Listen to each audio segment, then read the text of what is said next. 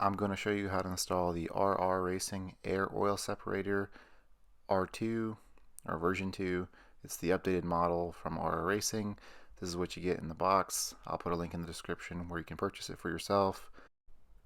First thing you're going to want to do is you're going to pop the hood on your car, and you're going to want to remove the plastic engine cover covering your engine, and we're going to want to remove the two bolts from the driver's side camshaft housing. I want to show you here. Basically, you want that bolt right here, and there's another one right there. Those are the two bolts we have to remove. The factory bolts aren't too hard to remove. I just used a 12mm ratcheting wrench to remove them.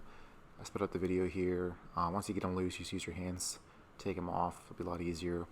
The wires are kind of in the way, but it's not too bad. I'll show you later on in the video of how to get a little extra space.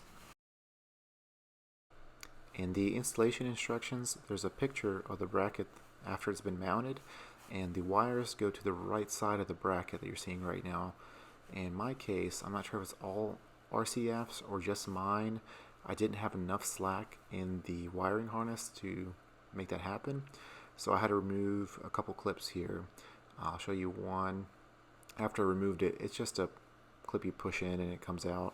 And there's another one exactly the same, a little bit lower down and to the left. I'll get in frame here. You just get a long flathead screwdriver or long needle nose pliers if you have them, get them removed. If you wanted to, you could buy these zip tie clips online. I saw a 10-pack going for like $2, so not that expensive, and you can just remount them the proper way. It doesn't bother me any, and it's not in the way when I mounted the bracket, so I just left it as is on my car, but you can do whatever you want on yours. It's your decision. Now I have enough slack to mount the bracket the way that the instructions have it. Also, I mentioned earlier, if you wanted a little bit more space to remove those bolts, you can remove this clip here. You just get a flathead, pull up on the tab, and pull up on the wiring harness, and it comes right out, and you get a lot more space to those bolts, so the wires aren't in your way. To mount the bracket for the filter, you're going to need the hardware that RR Racing provided. It's longer bolts and spacers, and you're going to put them into the slots where you took out the factory 12mm bolts. And the RR Racing are a 13mm bolt, so they are a size bigger. So to use a different wrench, you can't use the same one. Learn from my mistake. I ended up trying to mount both of them at the same time. I ended up dropping one of the spacers, and I had to take the plastic undershield off just to find it. Mission failed. We'll get them next time.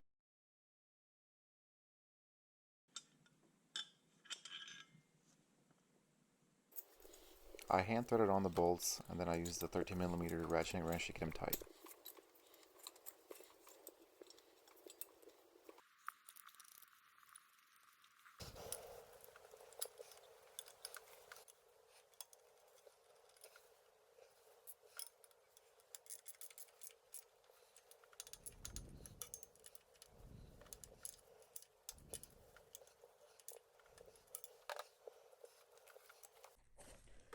So this is how the bracket should look after you mount it.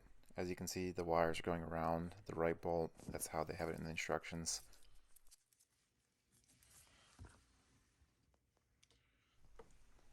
Also, that's the wire that we had to remove the two clips on. As you can see, it's not bothering anything, so I left it as is. But if you want, you're more than welcome to get those clips ordered and then just remount them. So I'm removing one of the intake hoses here. We're basically trying to get access to the PCV hose.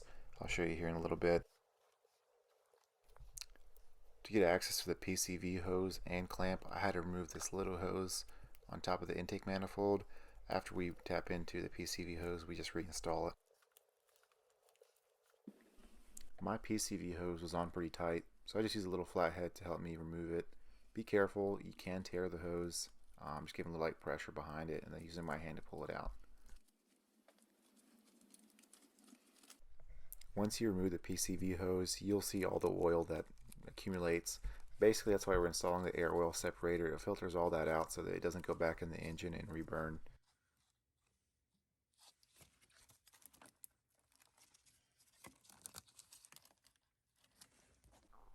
So to route the hoses, you're going to want to get the straight hose with the wide opening.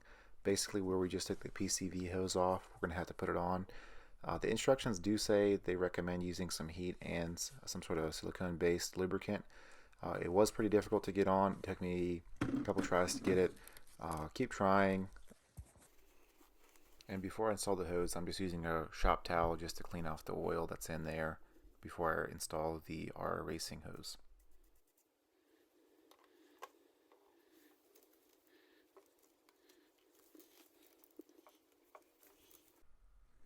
And this is how the silicone hose should look like once you get done installing it.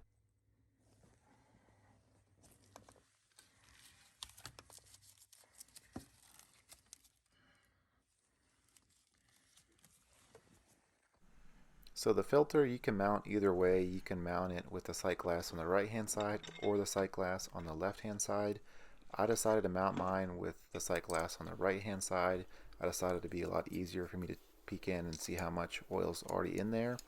RR Racing does recommend to drain it once it gets half full. Now we're going to install the other hose. One end just slips in on the filter and the other goes into the PCV hose that we removed. There's a hose clamp that you're going to have to tighten. Be careful not to over tighten. You basically just want it snug and making a good seal.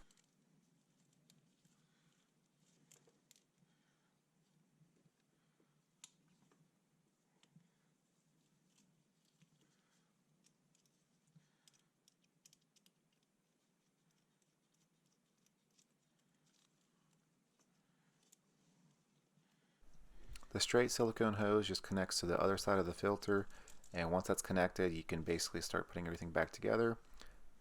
So I'm putting the hose on top of the intake manifold with the clamp.